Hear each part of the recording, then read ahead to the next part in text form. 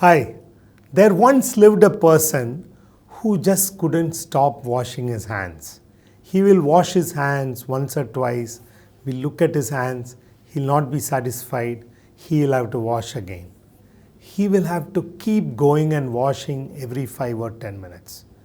Why does he do that? Let's explore that in this episode. Welcome to Mindscape Matters, a channel to explore mental health and more. I am Dr. Mohan Raj. I'm a consultant psychiatrist based in Chennai, and I'll be your guide as we explore this wonderful landscape together. Why does he wash? It's because of a doubt that his hands are not clean. He knows that his hands are clean because he washed only 5 minutes ago. But still the thought keeps coming again and again that the hands are not clean. And this thought makes him anxious. And the only way he knows to bring down anxiety is by washing. That's the reason he goes and washes his hands every 5 or 10 minutes. In the same town, there was another person who didn't have a washing problem, but he had a different kind of doubt. He had a doubt whether he had bolted the door properly. So he would go check all the bolts in the door, satisfy himself, go to his bed, but within 5 to 10 minutes later, he will have a doubt whether he bolted properly. He knows he has done it because he did it just now, but then the doubts keep recurring, makes him anxious, and the only way he can bring down the anxiety is by going back to the door and checking all the bolts. So he does that again. And the same night, he will end up doing it 4 or 5 times. Similarly, there are people who will close their shops, put a lock, they'll tell a subordinate to check it 3 times, then they will check it 2-3 times, they'll get into the car, again have a doubt, get down and check again. Similarly, there are people who get doubt about whether they have closed the gas valve properly, switched off the switches properly, or closed the taps, and they will end up checking these again and again. Though these problems look different, they're all part of the same problem. We call it as Obsessive Compulsive Disorder, shortly as OCD. Obsessive Compulsive Disorder has 2 primary symptoms. One is called obsessions and second is called compulsions. Let's see what obsession is. In English, the word obsession means something totally different, whereas in psychiatry, this is what obsession means. Obsession can be a thought which is repetitive. It keeps recurring again and again. It is intrusive. No matter what the person does, reading a newspaper, watching TV, talking to somebody, they might try to distract themselves, but the thought keeps intruding into their mind. The person considers it as silly, nonsensical. I don't want the thought, but still the thought comes. And the person tries to control it by various means, and they may not be able to control. And because the thought keeps recurring again and again, it interferes with the person's daily life. Obsessions are not related to thoughts alone. It can be an impulse or an urge, or it can be an image which is there in the mind's eye. Now let us see what compulsions are. Compulsions are some kind of motor action which we do repeatedly. Now, most of the compulsions are secondary to obsessions. For example, if there is an obsessive doubt about cleanliness, the compulsion will be washing compulsion. If there is an obsessive doubt about safety, are the locks put properly, the person will have checking compulsion. If there is an obsession about whether the money was counted properly, the person has counting compulsions. We call this as yielding compulsion, that you have an obsession and you yield to it by checking, washing or counting. There are also compulsions which are not related to obsessions, like arranging compulsion. There are people who start working. Before they start working, they have to arrange their table in a particular manner. They'll take their pen, pencil, books, everything and keep them either parallel to the edge of the table or perpendicular, and they would do this for easily half an hour before they can start working. This is called arranging compulsion. Let's look at the themes of obsessions. It can be any theme, but let's look at the commonest themes. One of the commonest theme is dirt or contamination, cleanliness. Because of this doubt whether the hands are dirty, the person ends up washing again and again. Or some people think the vessels are dirty, they'll have to wash the vessels again and again.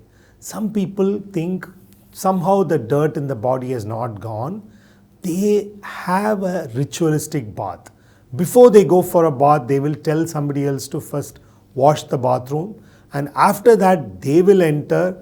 They will wash the bathroom ritualistically, starting with washing the taps, then the bucket and mug, then the walls and floors of the bathroom before even they can start bathing. And even while bathing, they do it in a ritualistic fashion. Say, for example, they'll start from the thumb of left hand and work their way through every finger and then work their way up through all the arm. Now, while bathing, say half an hour later, if they get a doubt, have I left any part of my body? They go back to the beginning and do the whole thing again. So this might make them take bath for 3 to 4 hours.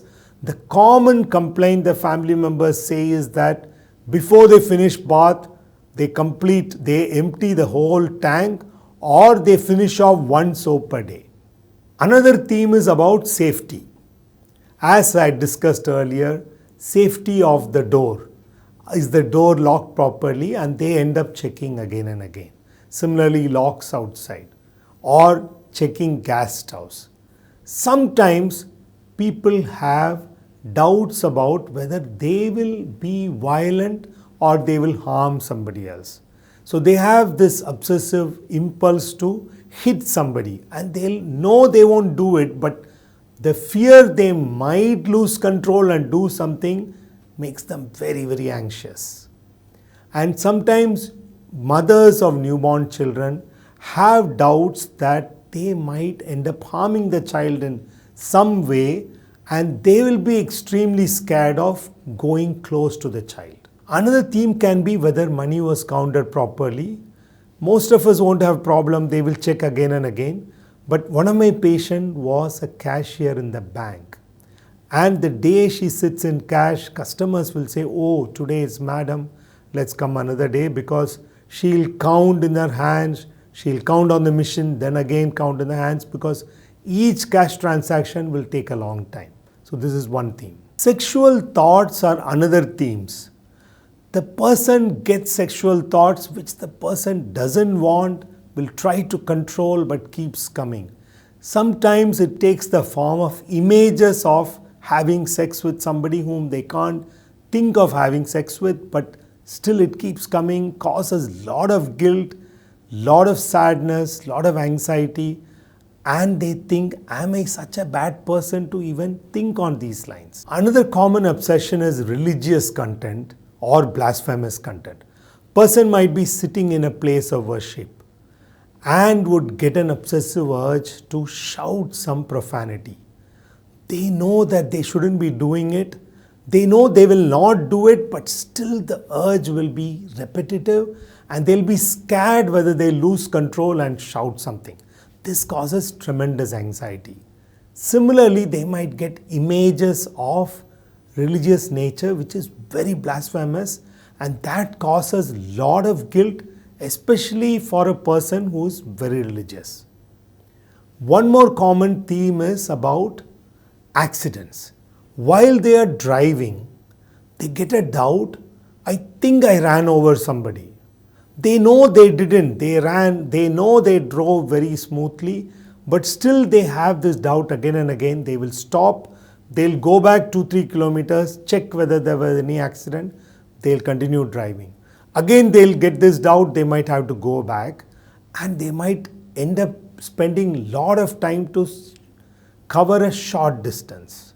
One more theme would be lucky numbers and unlucky numbers.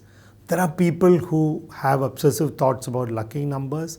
So before they do anything, they need to tap the pen, say 3 times, or before taking food, they need to do a ritual 3 times, or avoid a particular unlucky number. The numbers vary for different people.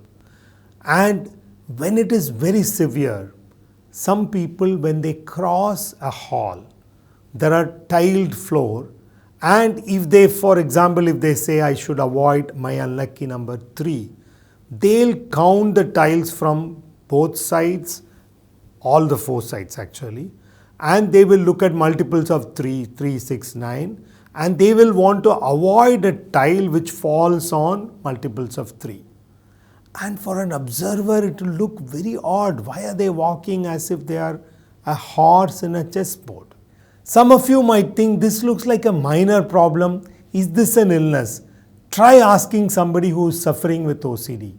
They'll explain to you how much these thoughts cause agony to them and how much impact and interference these thoughts make to their daily living. In the next week's episode, let us look at what causes OCD. Thank you for staying this long. If you like this video, tell few of your friends. Tell them there is a Tamil version available. Stay tuned because Mindscape matters. Bye.